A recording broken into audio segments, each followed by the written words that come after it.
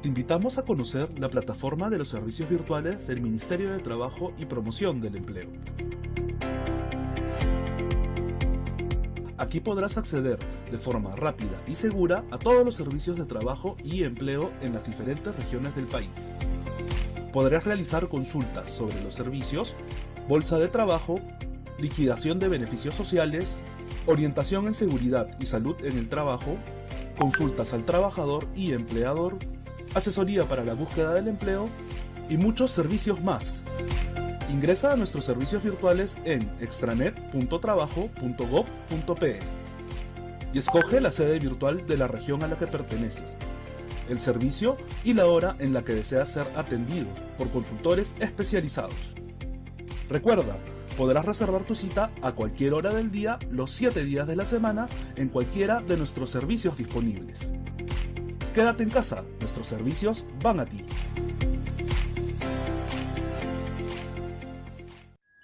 Bicentenario. Hoy te vamos a enseñar cómo acceder a los servicios virtuales del Ministerio de Trabajo y Promoción del Empleo. Es fácil y rápido. Solo debes reservar una cita en nuestra plataforma y serás atendido por nuestros especialistas. Ingresa a extranet.trabajo.gov.pe. Escoge la sede virtual de tu región y el servicio en el que deseas ser atendido. Completa tus datos, DNI, celular, correo electrónico, entre otros. A través de estos nos pondremos en contacto el día y hora de la cita. Marca la opción "He leído los términos y procedo a realizar la reserva" y dale clic a reservar cita. Recuerda, podrás reservar tu cita a cualquier hora del día, los 7 días de la semana y en cualquiera de nuestros servicios disponibles. Quédate en casa, nuestros servicios van a ti.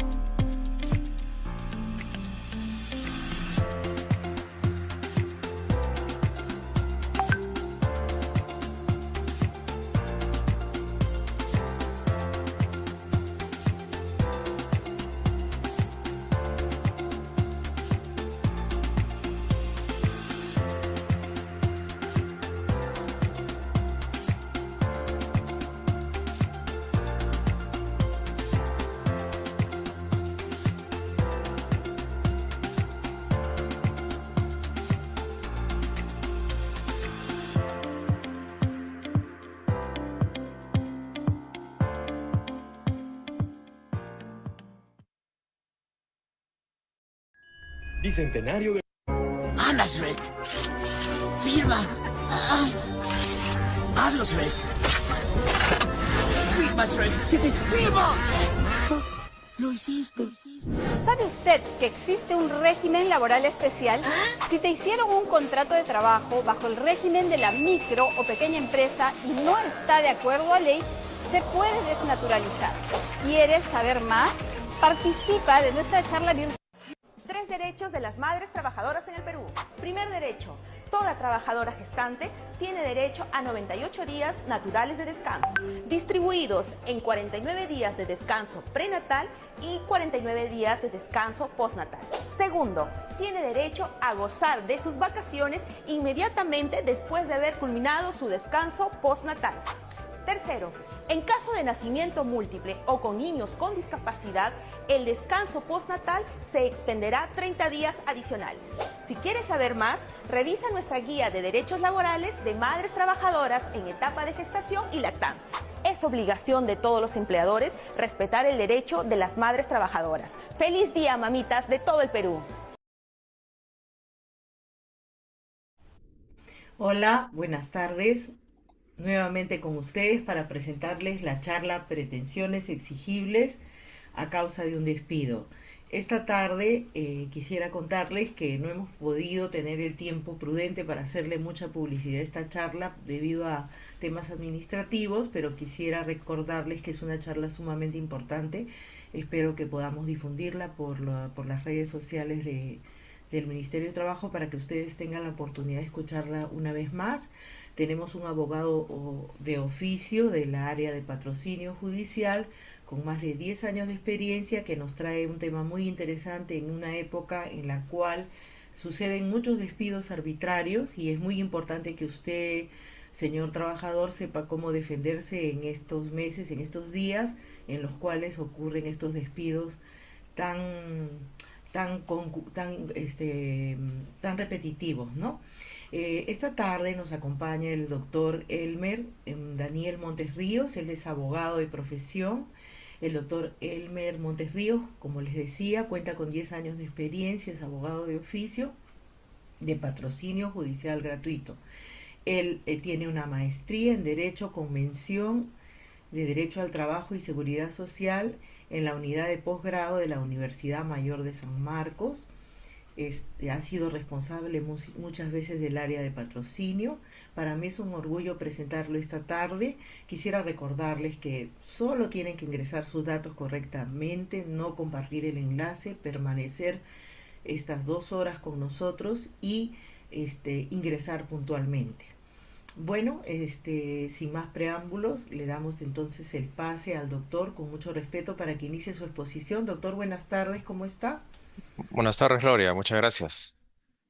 Buenas Vamos tardes. a, vamos a iniciar el día de hoy con esta charla, que es un tema muy interesante. Voy a compartir mis diapositivas para que puedan verificar esta información.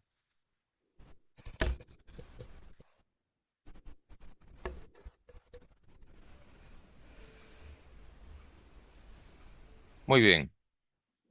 En la presente vamos a tratar el siguiente tema: pretensiones exigibles a causa de los tipos de despido. Y es importante que sepamos previamente en qué consiste, cuál es la definición que pueden ser relacionados a este tema, ¿no?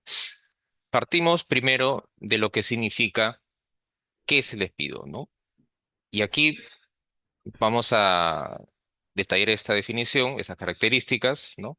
Lo que dice lo siguiente, ¿no? Es la decisión unilateral del empleador mediante el cual da por finalizado el vínculo laboral con el trabajador, ¿no? Es decir, la decisión del empleador, ¿no? Tiene que estar, digamos, evidentemente fundamentada en base al procedimiento legal, ¿no? Y es por tanto que esta acción, la de finalizar el vínculo laboral, se encuentra regulado en el texto único ordenado, ¿no? El 728, Decreto Supremo 00397-TR, tiene las siguientes características, evidentemente, como toda acción.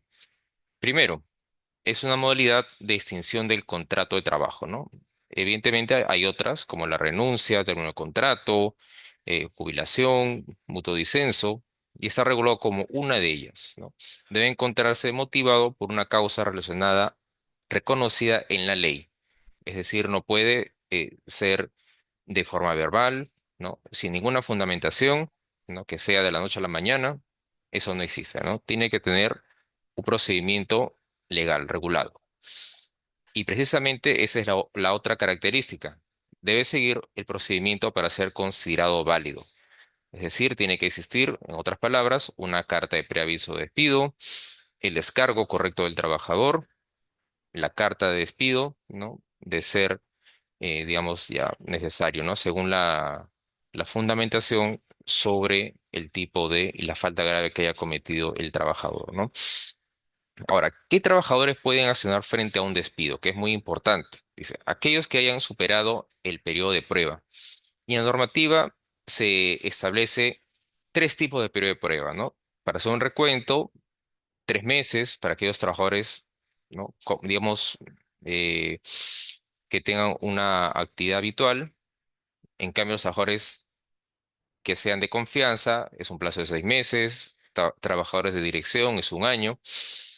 Pero a través de esa condición se sobreentiende que yo debo superar este periodo de prueba para poder acudir a la instancia administrativa, ¿no? A través de una verificación policial, una inspección y posteriormente en la vía judicial. La segunda característica es los que hayan laborado 4 o más horas diarias como mínimo. Y aquí se establece una distinción entre los trabajadores a tiempo parcial, ya que ellos laboran en promedio menos de 4 horas. Por tanto, ellos no tienen protección contra el despido arbitrario. Y en la normativa, en el artículo 22 del texto único ordenado, se establece también esta condición, ¿no? Para que yo pueda accionar. Tercero, en los casos que no exista una causa justa regulada en la ley. Y aquí estamos hablando, en otras palabras, del despido arbitrario, el despido encausado, que también les voy a dar unas definiciones, unas características también de estos tipos de despido y las pretensiones que uno puede tomar contra esta acción del empleador, ¿no? Cuarto dice, en todos los casos, el plazo para accionar contra el despido es de 30 días hábiles, ¿no? El pleno jurisdiccional reguló, digamos, que sea en días hábiles, ya que antes era en días naturales, lo cual era una gran desventaja para el trabajador, ya que el Poder Judicial, si yo quiero interponer mi demanda, no trabaja sábados, domingos, feriados, entonces con esto el trabajador tendría menos días, ¿no? Para poder accionar. En algunos casos, cuando el trabajador está fuera de planilla, tiene que hacer incluso una investigación preliminar y eso toma más tiempo.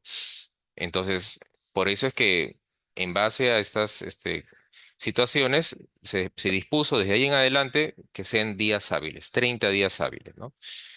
Ya existen también pronunciamientos posteriores que mantienen también esta postura de los días hábiles. Ahora, partamos primero de los tipos de despido, ¿no? Para entender cuáles son las pretensiones que uno puede asumir. En el caso de despido injustificado, podemos definirlo de esa forma.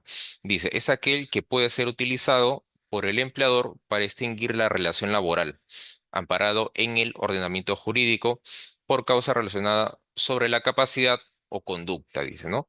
Y presenta principalmente tres características, ¿no? Se otorga, dice, al trabajador un plazo no menor de 6 días naturales. Es decir, cuando ya se ha notificado al empleador la carta de preaviso, el trabajador tiene que presentar en un plazo de 6 días naturales su carta de descargo, lo cual es obligatorio para que él pueda presentar su defensa, indicar las pruebas que defienden, digamos, su inocencia ante esta acusación, ¿no? Ya sea por falta grave, ¿no? O también en caso de conducta, ¿no?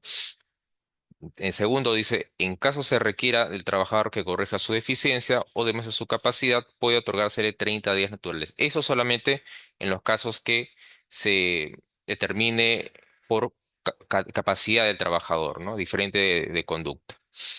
Tercero dice, el trabajador puede ser exonerado de asistir al centro de labores. Puede que no también, ¿no? Tiene que estar expresamente en la carta de preaviso que él está exonerado de asistir a su centro de labores y que ese tiempo se va a considerar, ¿no? Como trabajo efectivo, ¿no? Porque si no indicas eso en la carta de preaviso, entonces yo como trabajador tengo que continuar, ¿no? Con mi jornada habitual, ¿no? Y eso no impide que yo realice mi descargo y si me notifican la carta de despido, ya podría accionar, ¿no? Si lo considero necesario. Entonces, en el caso del despido injustificado, ¿no? Como el primer tipo de despido, eh, existe, digamos, supuestamente, una acusación, ¿no? Hacia el trabajador, ya sea por capacidad o por conducta. Vamos a definir también cuáles son estas, eh, digamos, regulaciones que ha hecho la normativa, ¿no? Aquí dice, ¿no? Causas tipo de despido, primero, relacionadas con la capacidad del trabajador. En este caso, cuando se le otorga al trabajador 30 días naturales para que pueda corregir, enmendar, ¿no? En este caso, su conducta. Y está relacionado en el artículo 23 del texto único ordenado, dice las deficiencias físicas, intelectuales, mentales, ¿no? Afines, ¿no? Que puedan, digamos, impedir el desempeño normal, ¿no? De la actividad del trabajador. También el rendimiento deficiente con relación a la capacidad, la negativa injustificada del trabajador de someterse a examen médico, ¿no? Etcétera, ¿no? Y en el caso de la conducta del trabajador, la comisión de falta grave, que vamos a ver cuáles son las subdivisiones que existen en la normativa, la condena penal por delito doloso y la inhabilitación del trabajador, ya sea en vía administrativa o judicial. En este caso, en el artículo 25 del texto único ordenado, nos habla de las faltas graves, ¿no? Que existen y pueden regular, en este caso, si ha sido, digamos, si está acreditado a través del procedimiento, el despido sería justificado, ¿no? Y acá hablamos del incumplimiento de obligaciones, la disminución deliberada y reiterada del rendimiento de labores, la apropiación consumada o frustrada de bienes o servicios, el uso o entrega a terceros de información reservada, sustracción o utilización no autorizada de documentos de la empresa. También está la información falsa al empleador, la concurrencia reiterada en estado de embriaguez o bajo la influencia de drogas, ¿no? Etcétera. Los actos de violencia, grave indisciplina, ¿no? Relacionados también al daño intencional de edificios, el abandono de trabajo, que se subdivide de 3 días consecutivos, 5 en un periodo de 30 o 15 en un periodo de 6 meses. También hablamos aquí de la impuntualidad cuando ya ha sido previamente regulada por sanciones disciplinarias. El hostigamiento sexual también está incluido en este tipo de falta grave, ¿no? Y partiendo de eso, ya nos encontramos ante otro tipo de despido, ¿no? Que es el despido arbitrario, que es el que comúnmente ocurre, ¿no? Tanto para aquellos trabajadores que están en planilla y también para los que no, ¿no? Es uno de los despidos que, siéndole sincero, ocurre día a día, ¿no? Y se puede definir de esta forma. Es aquel que no se han parado en alguna de las causas establecidas en la ley, los que acabo de mencionar, ya sea por capacidad o por conducta. Y ese tipo de despido puede darse en dos situaciones, ¿no? Por no haberse expresado causa, lo cual puede situarse como el despido incausado, o por no poderse demostrar esta en juicio, lo que podríamos definirlo como el despido injustificado. Es decir, existe una carta de preaviso, yo como trabajador hago mi descargo, me envían la carta de despido, yo puedo acudir a la vía judicial y configurarlo como un despido arbitrario, ¿no? Para que sea ya evaluado por la instancia judicial, ¿no? A través de los juzgados de paz letrados laborales, se emite la sentencia, puedo apelar, etcétera. Es un procedimiento que se va a seguir ya en la instancia judicial, pero puede darse en estas situaciones, ¿no? Es por no haberse expresado causa, es decir, despido incausado, o el despido injustificado cuando no se puede demostrar este en juicio a través del procedimiento. Aquí estamos hablando de un despido muy diferente, que es el despido nulo. Y en este tipo de despido bueno, se produce cuando se encuentra fundamentado en las causales establecidas por ley, no se encuentra, perdón, y lo que constituye una evidente lesión a la dignidad de la persona y a los derechos fundamentales. También vamos a ver los tipos de despido nulo que existen, la afiliación a un sindicato, ser candidato a representante de los trabajadores, presentar una queja o participar en un proceso contra el empleador, la discriminación por razón de sexo, raza, opinión, idioma, discapacidad, etcétera. Y aquí también estamos hablando de un despido que ocurre comúnmente para el caso de las trabajadoras gestantes, ¿no? Y aquí dice el embarazo, el nacimiento o sus consecuencias o la lactancia. Si el despido se produce en cualquier momento del periodo de gestación o dentro de los 90 días, pero también con una modificación hecha por la Ley 31152, se incluyó en este despido nulo también a aquellas trabajadoras gestantes que puedan estar incluso en un periodo de prueba o también eh, en el régimen a tiempo parcial.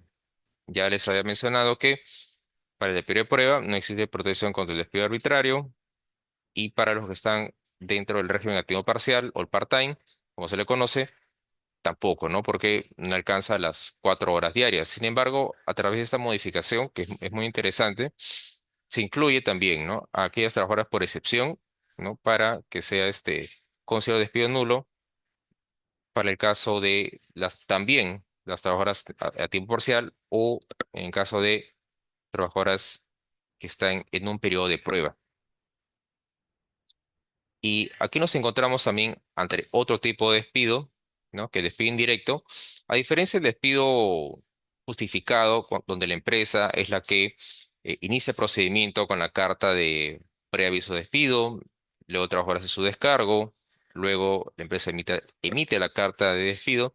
Aquí se vendrían a invertir, digamos, las acciones, ¿no? Porque aquí ese trabajador quien presenta la carta de cese de hostilidad, que así se define, otorgándole el trabajo a la empresa un plazo de 6 días para que pueda enmendar su conducta, ¿no? Ante ese trato hostil, que también está regulado en la norma en varios tipos. Y si en caso ello no ocurre, no existe ninguna corrección ante esta hostilidad laboral, entonces el trabajador ya está habilitado para presentar su carta de despido indirecto y con lo cual acudiría también a esa sala judicial, tendría 30 días hábiles para presentar su demanda y sería para el reclamo de una indemnización, ¿no? Esa sería, digamos, la pretensión exigible en ese tipo de despido, que también, como le digo, vamos a ver con mayor amplitud qué tipo de pretensiones existen ante estos despidos, ¿no? Y aquí vemos las subdivisiones que existe para los actos de hostilidad, ¿no? Dice falta de pago de la remuneración, la reducción motivada de la remuneración también, el traslado del trabajador al lugar distinto, la inobservancia de medidas de higiene, los actos de violencia, actos de discriminación, actos contra la moral y también la negativa injustificada de realizar ajustes razonables en lugar de trabajo para aquellos trabajadores con discapacidad, ¿no? Es una modificación hecha por la séptima disposición complementaria de la Ley 29973. Y aquí nos encontramos ante el despido incausado, como ya había mencionado, ¿no? Dentro, el despido arbitrario puede ser también incausado cuando no se pueda, no existe la causa, ¿no? Digamos, al momento de la acción del cese, ¿no? Y haciendo un poco de historia, ¿no? Ese tipo de despido fue reconocido durante el desarrollo sobre la protección contra el despido arbitrario, ¿no? En el caso Telefónica, ¿no? Recaído en el expediente 1124-2022, del 11 de junio de 2002, ¿no? Y partiendo de la definición, decimos lo siguiente: es el despido que se produce cuando el trabajador es cesado o desvinculado sin expresión de causa o motivación. Es por ello que el Tribunal Constitucional también lo denomina despido ad nutum, sin causa. Y el razonamiento del órgano controlador de la Constitución se basa en que frente a la arbitrariedad de la conducta del empleador de despedir al trabajador sin expresión de causa o motivo, lo que corresponde, porque un criterio de razonabilidad y proporcionalidad no es el pago de una indemnización, sino la reposición del trabajador. Pero aquí yo les quiero dar un ejemplo, ¿no? Si yo como trabajador quiero acudir a la instancia judicial y yo quiero, digamos, no quiero ser repuesto a mi centro de trabajo porque ya una vez que ocurre, digamos, un quebrantamiento de la relación laboral, no de forma correcta, porque pueden también estar dentro de un ambiente incómodo, ¿no? Cuando ya uno ha sido despedido de forma incorrecta. Entonces yo decido no pedir mi reposición, pero quiero solicitar la indemnización. Entonces, cuando yo acudo a la vía judicial, yo presento mi demanda por despido arbitrario, ¿no? Y así lo señala mi petitorio, ¿no? Solicito que se declare despido arbitrario y se reclame la indemnización por este monto. Entonces, ¿por qué hacemos esta distinción? Porque en la norma señala que ante un despido arbitrario yo solo puedo reclamar una indemnización, ¿no? Por y se calcula de forma diferente, ya sea para el régimen especial o para el régimen general. Pero cuando yo, digamos, como trabajador, tomo la decisión de no reclamar la indemnización, sino de solicitar mi reposición, porque yo señalo que es mi derecho y quiero eh, ser restituido de mi puesto de trabajo. Entonces, cuando yo acudo a la vía judicial, yo voy a solicitar como petitorio que se declare el despido incausado, ¿no? Para poder solicitar también la reposición, ¿no? Y ya se iniciará el procedimiento de admisión de demanda, programación de audiencia, etcétera, ¿no? Entonces, la distinción es diferente, ¿no? Yo no puedo pedir mi demanda que se declare despido arbitrario y presentar la reposición, ¿no? Tiene que ser de forma conexa, ¿no? Arbitrario, indemnización y en caso de despido incausado, la reposición, ¿no? Igual también se aplica para el despido nulo, ¿no? La reposición. Entonces, a través del TC se reguló también ese tipo de despido para que el trabajador pueda acceder a poder reclamar su reposición, no solamente una indemnización, ¿no? Entonces ya va a ser decisión del trabajador de qué vía tomar, ¿no? Indemnización o reposición.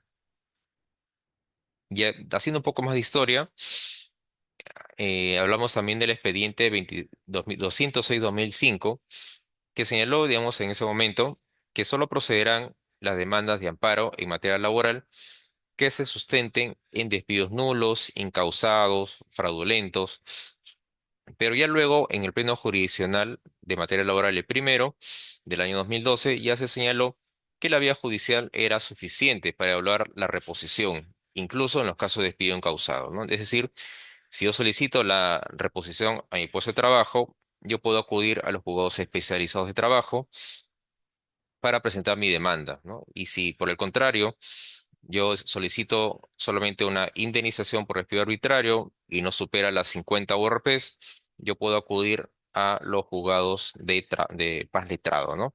Primero eran 70 URPs, ahora ya ha existido un incremento de esa cuantía a 70, pero si no supero ese tope, yo puedo presentar al juego de paz letrado, ¿no? Pero ya si es, digamos, una reposición, sería directamente a un juzgado especializado. Y este pleno nos habla de esta distinción, ¿no? Que ya hasta el día de hoy ya nos faculta para acudir a la vía judicial en materia laboral. Otro despido que también es muy importante es el despido fraudulento, el cual se produce cuando se despide al trabajador con ánimo perverso y auspiciado por el engaño, es decir, contrario a la verdad, ¿no? Cuando no ha existido una causal tipificada en la norma, ¿no? O también mediante la fabricación de pruebas que dan por finalidad que el trabajador dentro del procedimiento de despido, eh, digamos que por simulación sea justo, ¿no? Pero sin embargo, a través de esta, digamos, malversación, esta falta de buena fe, se busca que el trabajador salga perjudicado en este procedimiento de despido, ¿no?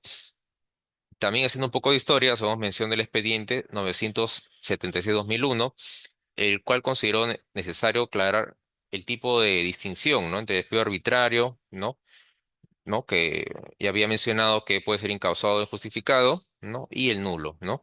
Y en caso de despido fraudulento, dijo lo siguiente, dijo, se despide el trabajador con ánimo perverso y auspiciado por el engaño de manera contraria a la verdad y la rectitud de las relaciones laborales, aun cuando no se cumple con la imputación de una causal y los cánones procedimentales, como sucede cuando se imputa al trabajador hechos notoriamente inexistentes, falsos o imaginarios, ¿no? Se le atribuye una falta no prevista legalmente, vulnerando el principio de tipicidad, ¿no? Y aquí la casación 2228-2016 también ya da una separación más específica, ¿no? Dice lo siguiente, se infiere que para la configuración de un despido fraudulento, ¿no? Existe una serie de requisitos, ¿no? Tales como se imputa al trabajador hechos notoriamente inexistentes, falsos, imaginarios, se atribuye una falta no prevista legalmente, se produce mediante la extinción de la relación laboral con vicio de la voluntad o la fabricación de pruebas, ¿no? Y de esa forma uno puede distinguir claramente entre un despido fraudulento o un despido arbitrario. Y aquí vamos ya de fondo a las pretensiones exigibles, ¿no? Y la más conocida, ¿no? Por, digamos, la mayoría, yo supongo, es la indemnización, que es aquella suma de dinero que le corresponde al trabajador por motivo de despido arbitrario, ¿no? La normativa, que viene a ser el Texto Único Ordenado 728, establece lo siguiente, ¿no? En el caso de despido arbitrario, señala que el cálculo se realizará de la siguiente forma: un sueldo y medio por cada año hace un tope de 12 remuneraciones. Pero estamos hablando solamente para aquellas empresas que se encuentren en el régimen general, o que yo, digamos, haya ingresado antes que esta empresa se haya registrado como micro o pequeña empresa, ¿no? Y para mí sí corresponda el régimen general. Entonces yo podría solicitar una remuneración y media por cada año hasta un tope de 12 remuneraciones.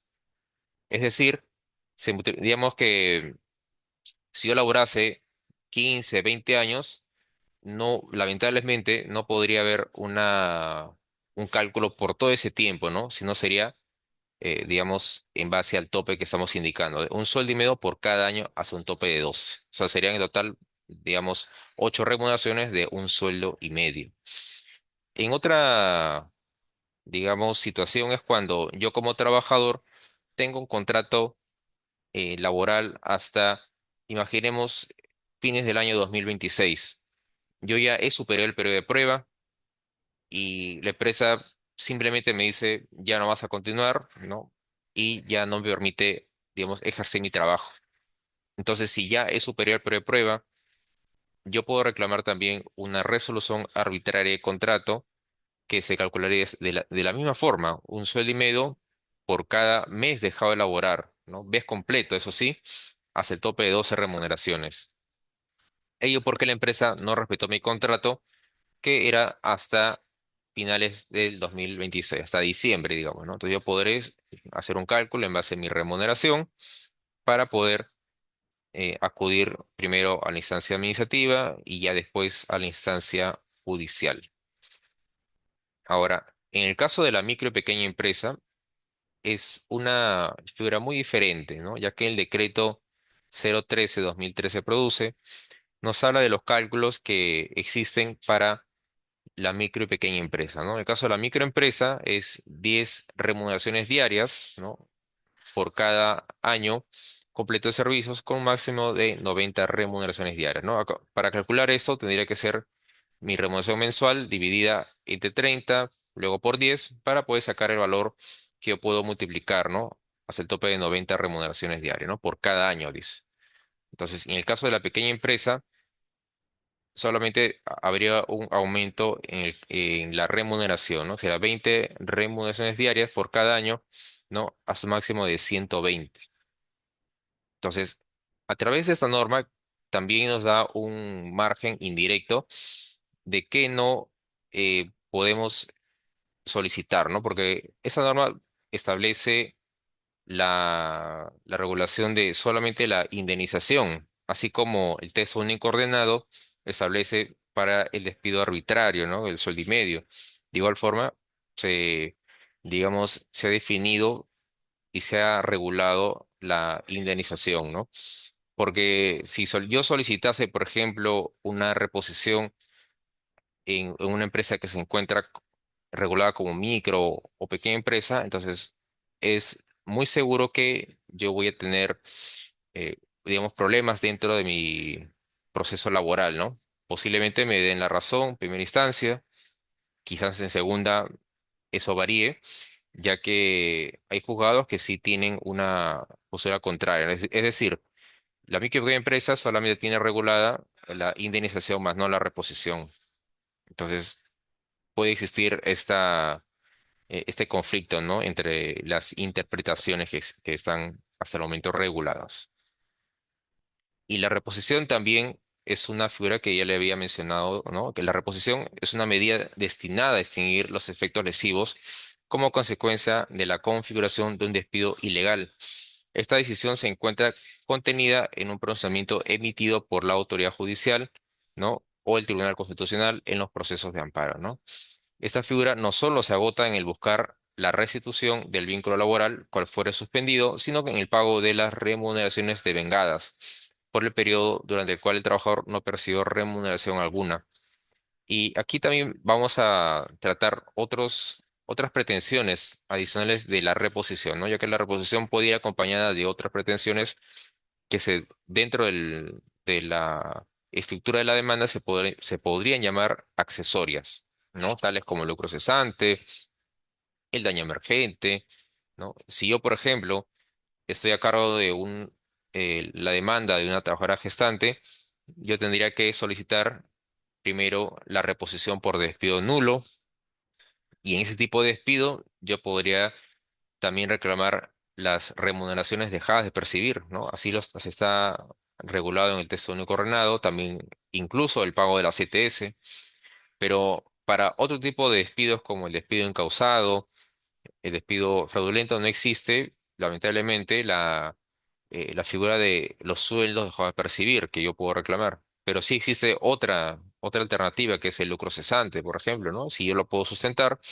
puede ir incluido de esa forma, ¿no? Esa es la distinción que puede haber entre el despido nulo, ¿no? Que sí puede solicitar los sueldos, las remuneraciones dejadas de percibir, y el despido fraudulento, el despido incausado. Justamente el daño emergente, como una definición sencilla, es el empobrecimiento del patrimonio, es decir, la disminución de su valor producto del incumplimiento, en este caso el despido, ¿no? En otras palabras, sería los gastos que yo como persona he tenido que asumir producto del despido, ¿no? Ante la falta de ingresos, ¿no? Y, digamos, en vista de que he tenido un agravio patrimonial, moral, entonces yo podría solicitar eso, oye, evidentemente sustentando, ¿no? Cuál ha sido la inversión, el gasto que he tenido producto del cese, ¿no? Que es ya por responsabilidad directa del empleador o el ex empleador. Y por lo tanto, dice, la forma de cálculo se realizará en base a lo que ha salido del patrimonio del ex trabajador, ¿no? Entonces, es muy importante que yo tenga en cuenta cuál ha sido el monto que he tenido por gastos para poder sustentar eso a la instancia judicial, ¿no? Todo tiene que ser fundamentado, documentado, ¿no? Incluso también ese tipo de daño. El lucro cesante, por el contrario, ¿no? Al daño emergente, se entiende como la pérdida de una ganancia, utilidad, ventaja o provecho dejado de percibir por la víctima del daño, cuyo origen y causa generadora radica en el daño provocado por el incumplimiento.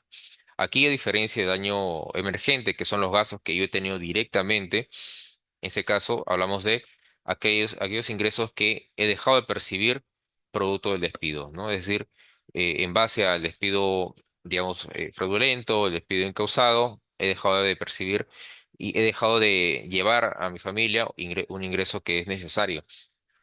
Entonces se podría determinar a través de la demanda como pretensión accesoria, ¿no? El lucro cesante, ¿no? Para el caso de despido incausado, para el caso de despido fraudulento, por ejemplo. Y aquí hablamos del Pleno Jurisdiccional del año 2019, que correctamente nos da un alcance de qué podría ser el lucro cesante, ¿no? Y aquí señaló lo siguiente, dice, debe ser entendido como todos los ingresos dejados de percibir como consecuencia directa e inmediata del despido, y no como las remuneraciones dejadas de percibir, y cuya existencia real y objetiva deberán ser acreditadas a fin de determinar la cuantificación que se sustentará en un parámetro temporal. Entonces estamos hablando de la determinación dentro de nuestra demanda de todos los ingresos, ¿no? Que yo ya he dejado de percibir, ¿no? Entonces, y ello puede tener como base, por ejemplo, ¿no? El sueldo que yo he tenido, también la remuneración variable, tal vez, ¿no? Es un ejemplo. y me sirve para poder calcular el lucro cesante dentro de mi demanda, ¿no? Es decir, por ejemplo, ¿no? Puedo utilizar mi última remuneración, calcularlo en un periodo de 6 meses como mínimo, ¿no? Para establecer un monto de lucro cesante, ¿no? Es decir, en 6 meses, digamos, es lo que podría tomarme a mí habitualmente para poder encontrar otro trabajo, ¿no? Y esos 6 meses han sido culpa del empleador de que yo no haya tenido esos ingresos, ¿no? Y recién, digamos, en ese lapso de tiempo, yo esté, digamos, eh, volviendo, ¿no? Al mercado laboral, ¿no? Y el perjuicio que se genera directamente por este cese, ¿no? ¿No? Va a ser el lucro cesante, ¿no? Porque vienen a ser todos aquellos ingresos que yo he dejado de percibir en ese lapso de tiempo, ¿no? Hasta mi restitución, reincorporación a otro centro laboral o a otro puesto de trabajo.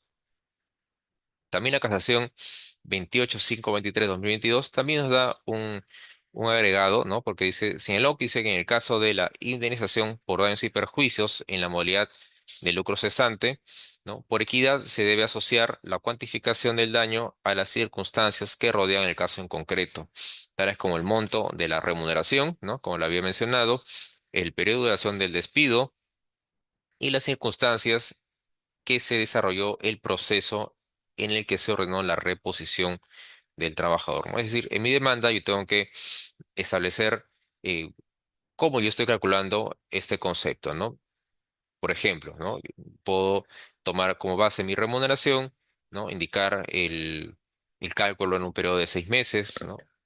Y poderlo también sumar con el cálculo de, por ejemplo, AFP, ¿no? En esta, o ONP en ese lapso de tiempo, que es el 13%, para que se vea, digamos, un reflejo más claro, ¿no? Sobre cuáles serían los ingresos que yo he dejado de percibir. Y eso evidentemente va a ser calificado por el juzgado, ya que yo como demandante voy a solicitar la reposición a mi puesto de trabajo por despido nulo, por despido incausado como pretensión principal y como pretensión accesoria será el lucro cesante, por ejemplo, el daño moral del cual ya vamos a hablar, ¿no? Y ello va a ser ya calificado en la instancia judicial. También partimos de otro tipo de daño que puede ser en conjunto con en una pretensión accesoria, ese daño moral, que incluso está regulado en el Código Civil, en el artículo 1984, dice daño moral es indemnizado considerando su magnitud y el menoscabo producido a la víctima.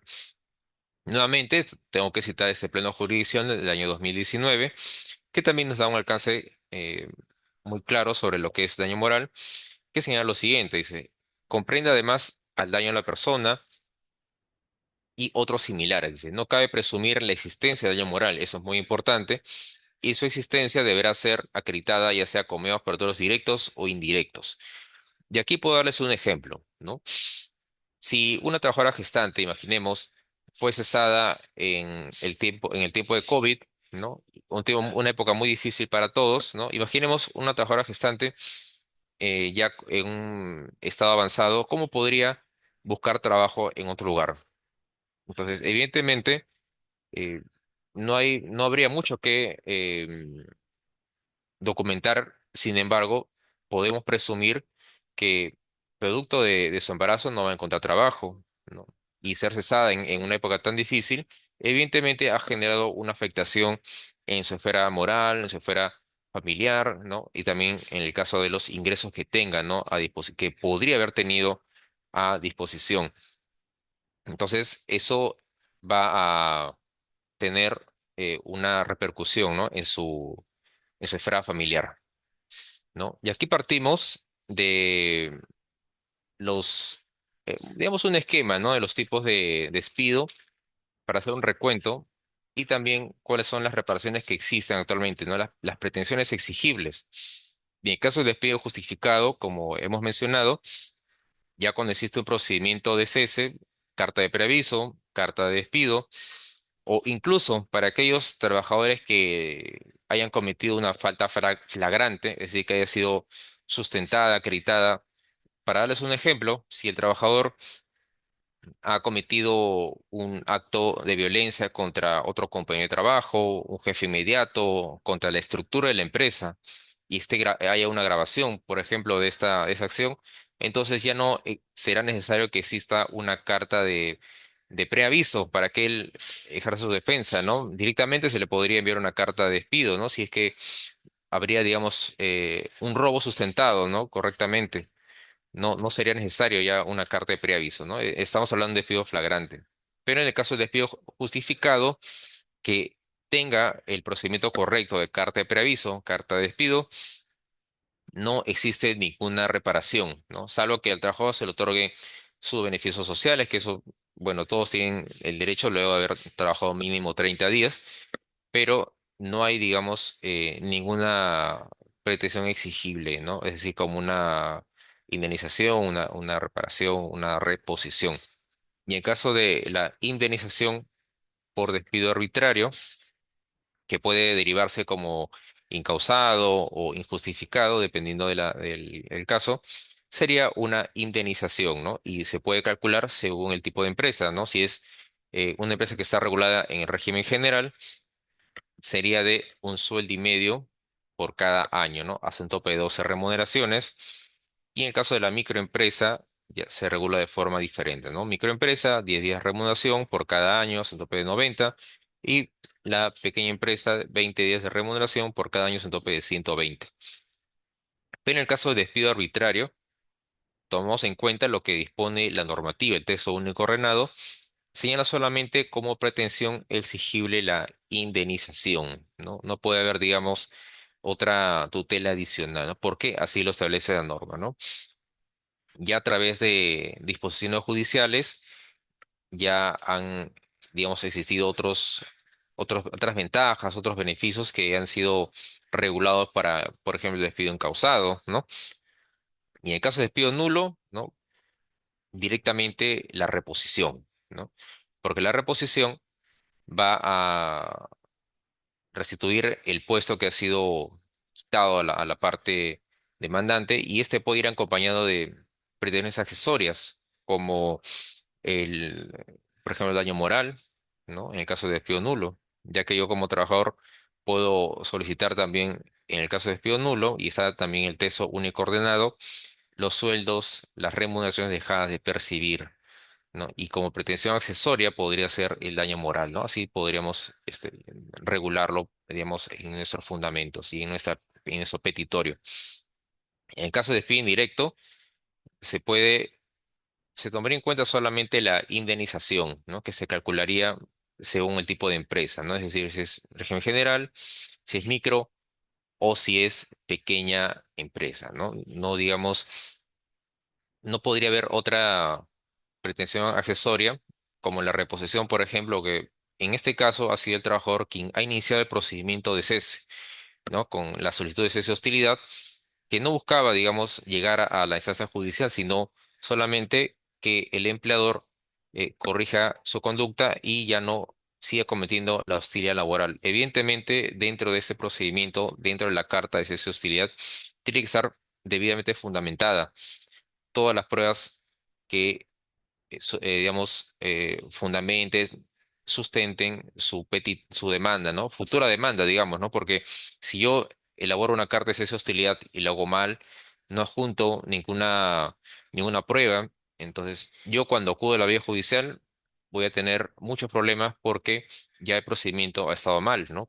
Si yo no presento las pruebas, entonces ¿cómo podría sustentar que ha habido una correcta notificación a la parte demandada, ¿no? Sobre los actos hostiles? Y en este caso, debido al quebrantamiento ya de la relación laboral, entonces solamente podría existir la indemnización. Y en el caso del despido incausado, como ya les había mencionado, ¿no? A través del TC, de las regulaciones que han existido a través del tiempo, el trabajador ya pudo tener digamos, tutela adicional que es la reposición, lo que antes solamente, según el texto ordenado, se podía tomar como la indemnización, pero a través del despido incausado yo puedo solicitar la reposición, ¿no? Si es que, por ejemplo, yo estoy trabajando en una empresa, ya superé el periodo de prueba, no me renuevan el contrato, pero yo puedo demostrar que este contrato está desnaturalizado, para darles un ejemplo, y que este contrato no reúne la causa objetiva, y por lo tanto yo estoy dentro de un régimen a plazo indeterminado, entonces yo puedo solicitar mi demanda que se declare la desnaturalización de ese contrato y también que se declare el despido incausado, ¿no? Y con ello yo podré solicitar la reposición, podré también solicitar como pretensión accesoria el lucro cesante, por ejemplo, el daño moral, ¿no? Si puedo, digamos, acreditar también esos conceptos como parte de mi demanda por despido incausado. Y también es la misma figura para el despido fraudulento, ya que la final es el juzgado es el que va a calificar mi demanda, ¿no? Y también las pretensiones que yo voy a señalar. Lo importante es que estén correctamente situadas, ¿no? Tanto pretensión principal como pretensión accesoria.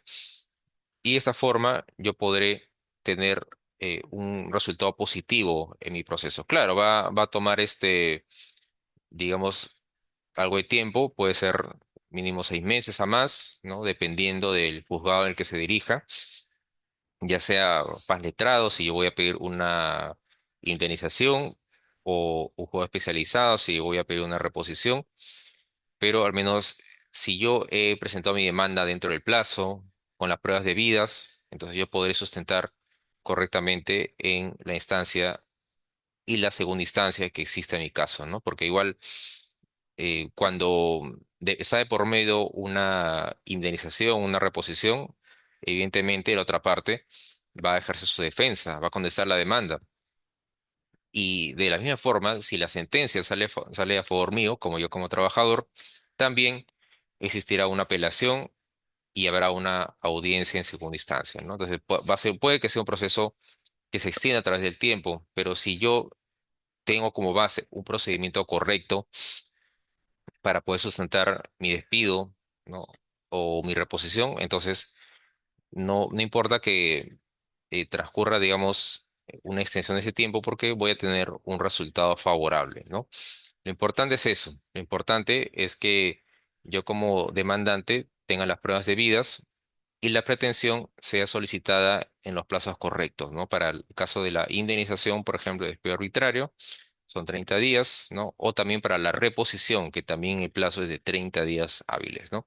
No debo superar ese plazo para que no exista, digamos, no ejerza la otra parte su defensa indicando que yo ya no me encuentro en el plazo para solicitar alguna de esas pretensiones, ¿no? Lo importante es que eh, tengan la asesoría correcta para interponer su demanda si es que llegan a la vía judicial con la pretensión que consideran necesaria, ¿no? Y hay que tomar en consideración que una vez que la demanda ya ha sido presentada y ha sido notificada a la parte demandada, entonces ya no podría haber una modificación de mi petitorio. Si yo he pedido, por ejemplo, la reposición, ¿no? Y ya está notificada la demanda a la parte contraria, ya tengo la fecha de audiencia, entonces ya no podría yo tener un cambio, decir, ahora quiero la indemnización, porque ya la contestación de la demanda ya ha sido eh, dirigida también en base a mi petitorio, ¿no? Entonces, bueno, espero que les haya servido bastante esta charla para que puedan ver a grosso modo cuáles son las pretensiones exigibles, ¿no? Y también los plazos y la forma de acción que uno pueda solicitar. Gracias. Estoy segura de que sí, ha sido muy grato tenerte con nosotros, Elmer, de verdad. El tema sumamente interesante. En este momento no tenemos preguntas. Quisiera invitar al público a que se animen a formular sus preguntas. También los invito a llenar la encuesta de satisfacción. Sé que este tema es sumamente necesario en estas fechas, ya que nos encontramos a fin de año y siempre estamos con el tema de los despidos. También quisiera decirles que hemos colgado ya en nuestro chat el enlace para que participes de nuestra encuesta de satisfacción y te invitamos a levantar la mano si deseas participar en vivo, contarnos tus anécdotas sobre el tema de despido a fin de año. Aquí veo que Eri Bautista nos dice, ¿qué pruebas uno puede presentar? ¿Podría darnos algunos ejemplos, doctor Elmer? ¿En qué tipo de despido? Sería conveniente, Eric, que nos ampliaras tu pregunta. ¿Por qué no alzas la mano? Nos dice el expositor que en qué tipo de despido te refieres. Anímense a preguntar. Aquí nuestra participante ya se están animando. A ver, vamos a aperturarle el micro a Lucy Yupanqui. Lucy, buenas tardes. ¿Ya estás habilitada para hablar? Buenas tardes. Jorge Guillén, te escuchamos. Ya está habilitado tu micrófono, tu audio. Buenas tardes. A ver, esos participantes que han alzado la mano, ya está habilitado su audio. Gladys Guillén nos dice, buenas tardes. Cuando ya se firmó el convenio por mutuo acuerdo, ya no hay opción de iniciar ningún procedimiento, ¿cierto? En este caso, la organización mencionó por cambios de estructuras desaparece un puesto de un trabajador. ¿Qué se podría hacer en este caso, doctor Elmer? En ese caso ya no podría existir lamentablemente una acción judicial por despido arbitrario o reposición porque ya estamos hablando de una manifestación de voluntad bilateral de ambas partes para llegar a la extinción del vínculo laboral. Y aquí se va a establecer si el trabajador va a recibir, además, obligatoriamente sus beneficios sociales, un concepto adicional, ¿no? Por la culminación de su tiempo de trabajo. Buenas, ¿me escucha? ¿Qué Sí, le tal, Jorge? escuchamos. Buenas tardes, te escuchamos. Hola, ¿me Sí, escucha? muchas Sí, gracias. primero Jorge, por favor. Gracias. Gracias. En primer lugar, felicitarlos por la magnífica exposición y el tema tratado, Gracias. pero además quisiera, digamos, un alcance en el sentido de que si bien es cierto, el despido arbitrario se puede plantear como pretensión 30 días posteriores hasta 30 días posteriores siguen de ocurrido el hecho, naturales, que bien entiendo así, pero tengo la impresión que eso ha sido modificado jurisprudencialmente en el sentido que van a ser 30 días hábiles. Sí, Quisiera que correcto. me aclaren ello, por favor. Justamente en las primeras diapositivas, yo mencioné que a través del Pleno de Jurisdicción del año 99, el plazo para interponer la demanda sería de 30 días hábiles. En las primeras diapositivas mencioné que hubo una modificación, que primero eran días naturales, ¿no? 30 días naturales, pero luego a través del Pleno Jurisdiccional del año 99, esto pasó a ser en días hábiles. Y de esa forma yo puedo presentar mi demanda contabilizando solamente de lunes a viernes, no tomando en cuenta los feriados, fines de semana, sábado o domingo, ¿no? Porque en esos días es el juzgado el que no trabaja. Entonces, sería una desventaja que se contabilicen días naturales, porque si yo como trabajador quiero hacer una previa investigación, por ejemplo, ahora a través de Sunafil o en esa época a través del Ministerio de Trabajo, entonces voy a tener una inversión de tiempo, ¿no? Para que realice una ocurrencia policial, una inspección para aquellos trabajadores que están fuera de planilla. Entonces, los 30 días naturales serían en realidad muy cortos. Por eso es que en base a estas precisiones, todo ya se reguló en días hábiles, 30 días hábiles, ya sea para indemnización o para reposición. Perdone, quizás de repente puedo hacer una pequeña pregunta más. Sí, claro. Bien, con relación al daño moral, sí, ¿aló, me escucha? Sí, Sí, lo Jorge, te escuchamos. escuchamos. Sí. Con relación al daño moral, hay dos aspectos a tener en cuenta. Primero, en materia probatoria, ¿no? Las pruebas idóneas que se puede tener para el daño moral y la cuantía. ¿Qué nos puede sugerir sobre ello? Claro. En el caso del daño moral, como hice mención del pleno jurisdiccional del año 99, tiene que estar debidamente fundamentado, ¿no? Pero el margen, digamos, para este tipo de daño es muy amplio en realidad, ¿no? Porque si nos encontramos, para darle un ejemplo, en el caso del despido nulo en el caso o en otro tipo de situaciones como un accidente de trabajo, va a existir una debida fundamentación por la propia acción del empleador, por el propio accidente, ¿no? Pero en otro tipo de supuestos, por ejemplo, si yo solamente he tenido un despido incausado, ¿no? No me renuevan el contrato, ¿no? Y yo quiero sustentar que ha habido una afectación psicológica, digamos, debido a este lapso de tiempo que he estado sin trabajo.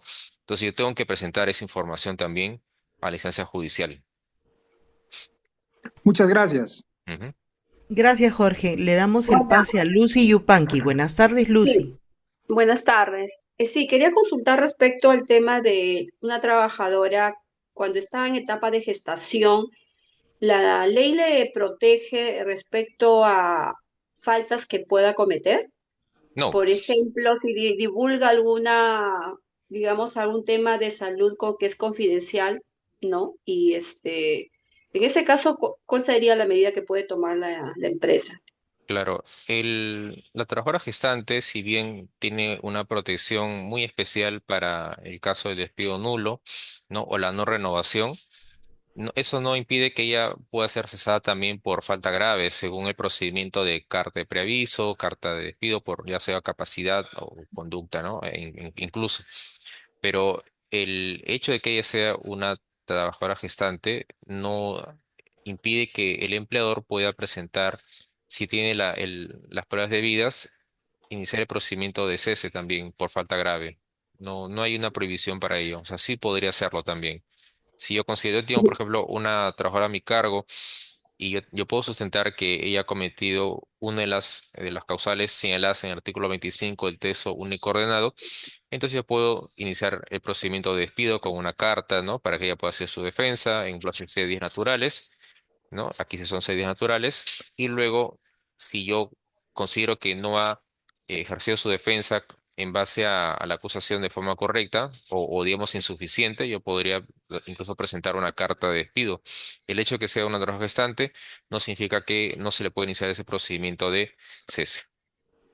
Y que ella alegue, digamos, que digamos, este perjuicio que hizo por divulgar información haya sido realizada con meses de anticipación, bueno, con meses posteriores a la ocurrencia, le da cierta ventaja, digamos, porque de repente la trabajadora comunicó a la empresa que difundieron un tema personal hace 3 meses, o el hecho que haya Ya. transcurrido tanto tiempo ya invalida digamos, la queja que me hace otra trabajadora.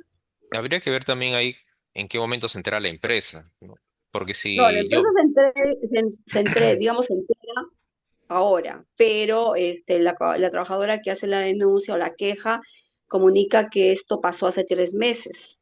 Entonces, ya. esto podríamos nosotros como, en este caso, como empresa, ¿qué nos corresponde hacer? Validar esa queja, a pesar que ha pasado mucho tiempo, Yo y considero poder que, retirarla. claro, yo Sí, considero que no ha pasado mucho tiempo, pero si, por ejemplo, no hubiera pasado de esto un año y yo no hubiera tenido, digamos, una acción, entonces yo podría decir que es algo que ya ha ocurrido hace mucho tiempo, ¿no? Pero 3 meses en realidad no es mucho, además ustedes se han enterado recientemente. Es muy ya. diferente ello. O sea, el hecho de que la empresa se entere y tenga fecha cierta actual, eso ya hace que se valide la queja. Claro, es que ustedes se están enterando recién, ¿no? O sea, hace tres Claro. meses nada más. Entonces, si ustedes pueden, cuando inician el procedimiento, indicar, nosotros tuvimos conocimiento de ello el día de hoy y por eso estamos iniciando el procedimiento, entonces se va a determinar que han tenido conocimiento ahora, ¿no? Diferente es que hayan tenido conocimiento, por ejemplo, eh, al momento de que ocurrieron los hechos y pasó ya medio año, un año, ¿no? Entonces, es muy diferente a ello porque ahí sí se vería que no ha habido una inmediatez. Ya. Ahora, cuando existen las, digamos, formas de extinción de una entidad, en este caso una asociación sin fines de lucro, eh, cuando, digamos, se cierra digamos, el financiamiento, que es la que hace que, digamos, tenga vida esta asociación, ¿cómo hacemos en el caso de pago de indemnización? Porque obviamente los trabajadores van a decir, reconóceme, indemnízame, ¿no? Pero la entidad, obviamente, está, digamos, activa mientras recibe financiamiento, pero si de pronto te cortan el financiamiento, no hay forma, ¿no? De continuar. Claro, lo que sucede es que en ese tipo de situaciones tiene que existir un procedimiento de mutuo disenso, ¿no? Entre las partes Mañana para tengo una definir cuáles son los conceptos económicos que va a recibir el trabajador producto del cese. Y aquí es bilateral, ¿no? O sea, tanto empleador como trabajador. No, no es, digamos, yo como empleador impongo, ¿no? Que solamente se va a otorgar esto, ¿no? O el trabajador también, ¿no? El mutuo disenso es una forma de extinción de la relación laboral. Ya, pero ahí interviene el mutuo disenso, interviene el ministerio. No, no, no. El ministerio tiene una oficina de conciliación, pero eso es cuando ya ha habido una culminación de la relación laboral, donde se calculan los beneficios sociales, pero en el tema del mutuo disenso es directamente entre las partes. Ya, ok, muchas Ujú. gracias.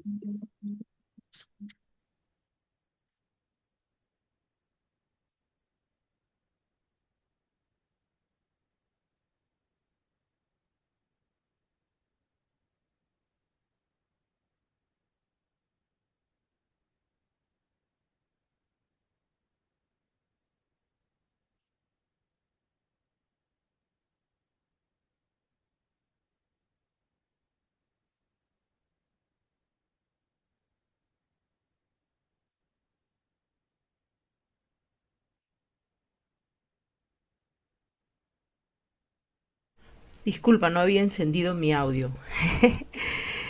Elisa Loyola nos pregunta, buenas tardes, ¿cuál sería el procedimiento para el despido por no superar el periodo de prueba? Lo que sucede es que cuando no existe un periodo de prueba, no puede haber un procedimiento de despido. El empleador tendría que otorgarle al trabajador una carta indicándole que no ha superado el periodo de prueba y por lo tanto se da por finalizada la relación laboral. No existe protección, como digo, en esa etapa para decir he sufrido un despido arbitrario, ¿no? Entonces, no es que se le otorgará una carta de preaviso al trabajador, sino solamente una carta indicándose que no ha superado el periodo de prueba, lo cual generará que se lo paguen solamente los beneficios sociales si es que él ha trabajado mínimo un mes, ¿no? Y ya si elaboró menos de un mes, solamente se le otorgaría el pago de su remuneración por los días laborados.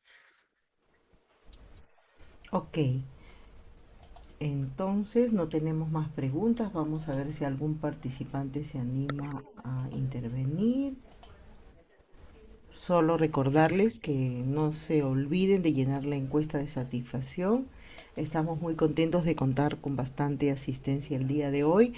Por favor, el día de mañana tenemos un evento de conceptos clave de los cálculos de beneficios sociales. Estamos haciendo todos los eventos inducidos a los despidos que suceden a fin de año. Quisiera aprovechar para agradecer al doctor Elmer Montes por su participación en nuestro espacio y también Gracias. dejarle los saludos de nuestro coordinador, quien no está bien de salud y por eso no nos ha acompañado el día de hoy. ¿Quisieras agregar algo más, Elmer? No, por el momento no. Entonces les Muchas gracias de todas agradezco y maneras. los esperamos el día de mañana. Muchísimas gracias por su participación. Gracias.